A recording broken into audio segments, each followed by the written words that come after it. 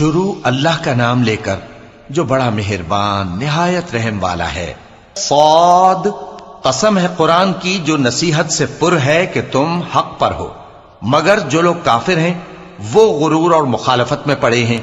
ہم نے ان سے پہلے بہت سی امتوں کو ہلاک کر دیا تو وہ عذاب کے وقت لگے فریاد کرنے، اور وہ چھٹکارے کا وقت نہیں تھا۔ اور انہوں نے تعجب کیا کہ ان کے پاس انہی میں سے ایک خبردار کرنے والا آیا، اور کافر کہنے لگے کہ یہ تو جادوگر ہے جھوٹا، کیا اس نے اتنے معبودوں کی جگہ ایک ہی معبود قرار دے دیا؟ یہ تو بڑی عجیب بات ہے۔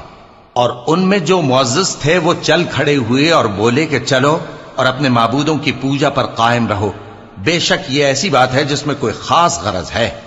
یہ بات کسی دوسرے مذہب میں ہم نے کبھی سنی ہی نہیں، یہ تو بالکل گھڑی ہوئی بات ہے۔ کیا ہم سب میں سے اسی پر نصیحت کی کتاب اتری ہے؟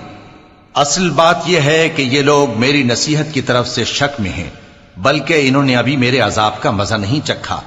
کیا ان کے پاس تمہارے پروردگار کی رحمت کے خزانے ہیں جو غالب ہے، سب کچھ عطا کرنے والا ہے؟ یا آسمانوں اور زمین اور جو کچھ ان میں ہے ان سب پر انہی کی حکومت ہے؟ تو چاہیے کہ رسیاں تان کر آسمانوں پر چڑھ جائیں۔ یہاں شکست کھائے ہوئے گروہوں میں سے یہ بھی ایک لشکر ہے۔